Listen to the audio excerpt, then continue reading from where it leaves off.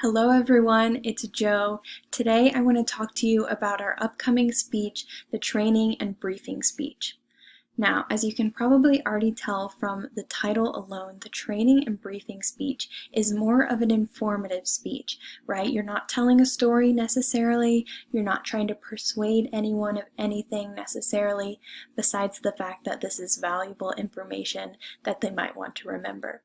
So, specs on this speech include the fact that it is worth 150 points total, so it's a pretty big item in the gradebook. Make sure that you're practicing and preparing plenty to get a good grade on this speech. There is a 3 to 5 minute time requirement for this speech. Make sure that when you're practicing, you're falling within that range.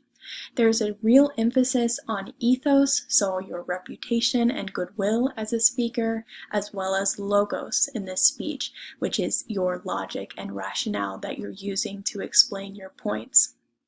Lastly, this speech is delivered synchronously, just like the introductory speech during our Zoom discussion periods.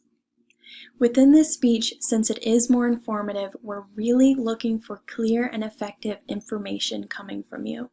In short, you need to think of a topic in the form of a complex process, concept, or theory relating to your major or discipline.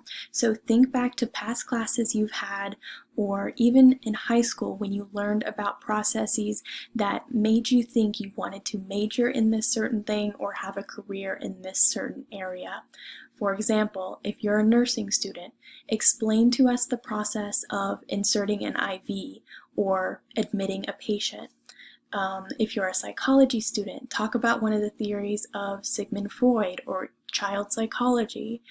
If you are a natural resources management major, make sure you talk about the environment, talk about an endangered species or how to survey land, right? Just make sure that you're talking about something that might be familiar to you because you're studying it here at Texas Tech, but is probably not super familiar to the people in your class who are studying all different types of things.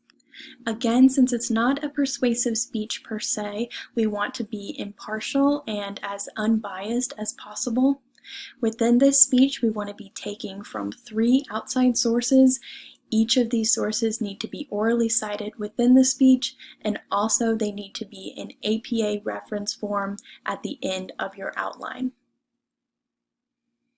As always, during this speech, you should have a few note cards that have key words and phrases to help you keep your train of thought throughout your speech. If you get lost, glance down at those note cards and they'll keep you on track. For this speech, you will be turning in a typed full sentence outline. It will be due the day that you do your speech, so make sure you're working on that as you practice your speech. And as always, you can check Top Hat for the rubric on this training and briefing speech to know exactly what your TA will be looking for as they grade your speech. All right, everyone, that's it. Good luck on these speeches. We're all looking forward to hearing them.